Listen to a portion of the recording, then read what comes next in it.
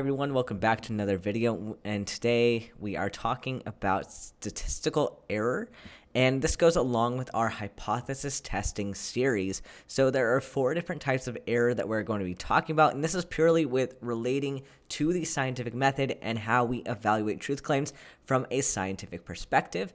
So each one of these, I'm going to give some examples about where they would apply and how you might detect these in a study that you're doing or in some kind of evaluation of truth using statistical methods. And hopefully this knowledge of statistical error is going to help us move forward in talking about testing and what tests we're going to use and kind of what we can expect if these weren't going to work as well as we thought, or if there's some reason why our test isn't reliable. So when we're talking about these kinds of tests, the first type of error that is going to come up is a type 1 error. So a type 1 error is, if you remember from last video, we talked about the null hypothesis and how this is our default position. So when we have the null, it is saying that there is no difference, or at least no significant difference between 2 study populations. So the experimental group and the control group has no significant difference, saying that there is no way that we could conclude that there is a difference or any kind of significance to one intervention or a lack of intervention or whatever it is that you are trying to test. So if the null is the default, saying that there is no difference, and then rejecting the null means that you have found a difference, a type 1 error means that the null hypothesis is true, so the default position of there is no difference between the 2 groups is true, because regardless of where we're coming from with stats, even if our math is correct, the truth is the truth. There is no way that we are going to be able to change the truth just because we did math a certain way. So there are times when, even if we did our math correctly, if the truth is the truth and we didn't catch that, or we haven't discovered that yet, it's possible that we might have this type of error. So if we think that the null hypothesis is not true, and we demonstrate that with a study, but we didn't do it correctly, or we come up with a result that is not true, we might have a type 1 error. So we have a null hypothesis saying that there is no difference, and we falsely reject it. So even if there is no difference actually between the groups, we have concluded in our study that there is a difference between the groups. We reject the null hypothesis. This is a type 1 error. So an example kind of this, if we take the courtroom, we have an innocent person who is convicted of a crime. So this person is not guilty, but they have been found to be guilty. So this is a false positive, if you remember from our epidemiology lectures. But this person, the truth, in actuality, the truth is that this person is not guilty. However, they have been found to be guilty. This is a type 1 error. We have rejected the null where the null is actually true. So kind of the opposite of this is a type 2 error, where we fail to reject a false null hypothesis. So where the null is that there is no difference between the populations, if we say that we fail to reject the null, or our statistics do not find a significant difference between the populations, we do not reject the null, we keep the null, saying that there is no difference. But again, truth is truth. Regardless of our statistics, if the truth is that there is no difference, even if our math fails to reject it, if there is a difference, if there is a significant difference, and the null is false, if we fail to reject the null, then we are committing a type 2 error, because we are keeping a null hypothesis which is not true. So an example of this, simplifying it a little bit, if we have the same courtroom example, but this time we have a guilty person who is not convicted. So truth says that this person did commit the crime. However, by the jury or by the judge, they are not found guilty. They are not convicted. So It doesn't matter whether or not they did it. So clearly they did it, but they were found to be not guilty. So this is a type 2 error, failing to reject the null when the null is false. So these two types of error are specific to making the wrong conclusion. So either way, we've made a decision and we've either accepted a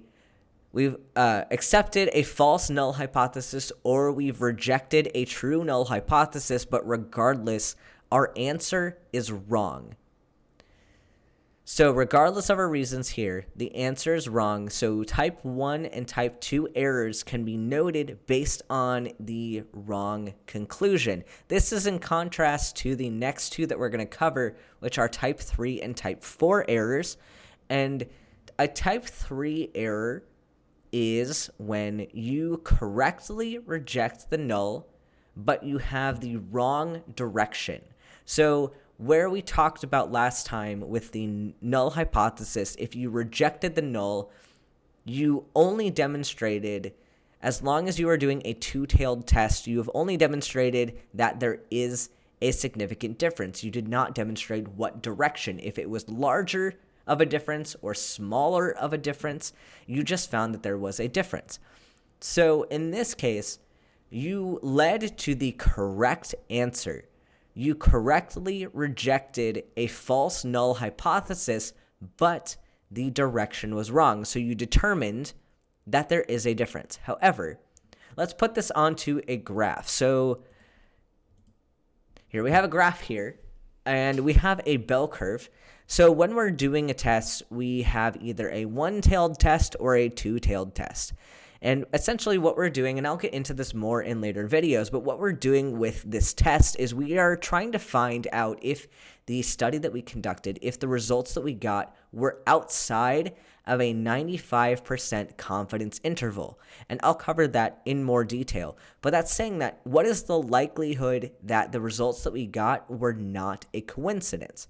So if we have a p-value outside of if it's smaller than 0.05 or outside of this 95% confidence interval, that would mean that the data that we achieved has a 95% chance of not being a coincidence. So only a 5% chance that it was coincidental evidence.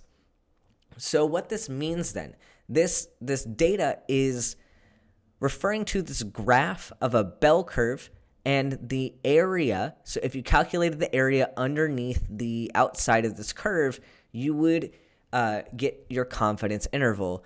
And if we were to do a one-tailed test, that is going to find out if I have a suspicion. Let's say we're going back to the lung cancer example from last video. If I have a suspicion that lung cancer is related to smoking history, and I was absolutely convinced going into this that it was an increased risk of lung cancer in populations who smoked. So I decide that it's okay to ignore the possibility that it could decrease the risk. So in that case, if alpha is 0.05 and the p-value is less than 0.05, what I did with the one-tailed test, I ignored this whole side over here that it could potentially be a decreased risk and only focused on the increased risk. So in that, it is if the rest of this is 95% of the population, this 5% is considered statistically significant and is the 5% outside of the range considered not coincidental. So where we're going with this, we can correct this type 3 error with a two-tailed test.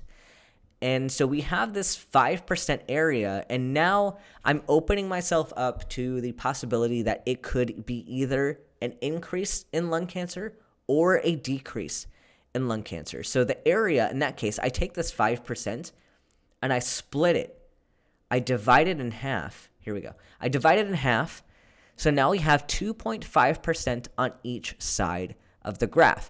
And so when we do this, it is now a 2.5% chance that we end up on the higher end and a 2.5% chance that we end up on the lower end. So with a type 3 error, this usually happens when we have a one-tailed test, where we put all of our confidence into this 5% over here. So we correctly rejected the null hypothesis, so we get a very small p-value in a type 3 error. But if I said that we had the 2.5% over here, when in actuality it was the 2.5% on the other opposite end of the graph, that would be a type 3 error. So I've correctly determined that we can reject the null, but I determined that it was in the wrong direction. I assumed that there was an increase in risk when there might actually have been a decrease. So this is a type 3 error, correctly rejecting in the wrong direction. And then the next one, type 4 error. This is a correct conclusion due to a faulty interpretation, and this can have multiple different causes. So I'm not going to give a set example for this one, but let's say you rejected the null hypothesis. You were correct in that the null was wrong. There was a difference between lung cancer in smoking populations and non-smoking populations, but there was some bias in the study. So when we did this, there might have been bias that could have skewed the data. So sure, we calculated out the data, giving us a significant difference. But if there was bias, if I picked out a sample population in a certain way that skewed the data, that could lead us to the correct conclusion for the wrong reasons. Same thing if I choose the wrong statistical test. If I used a t-test when I needed a chi-squared, that could be a source of type 4 error. And we're going to talk about the differences between these types of tests and when you would use them.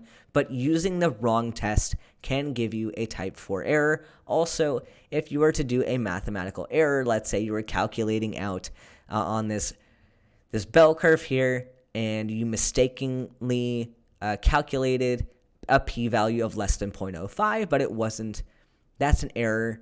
It could be the correct conclusion due to the wrong interpretation of data. So in contrast to the type 1 and type 2 errors, where, as we saw, those were related to reaching the wrong conclusion, type 3 and type 4 errors are the correct answer due to the wrong reason. So even if your answer is correct, your reasoning might be false, and that could lead to false data, a false study, something that cannot be accepted into scientific literature. So we're going to cover these 4 types of statistical error. We're going to use them down the line as we cover hypothesis testing in further detail. And I'm even going to start relating in the future these types of error and statistical biases and how they relate to philosophical logical fallacies.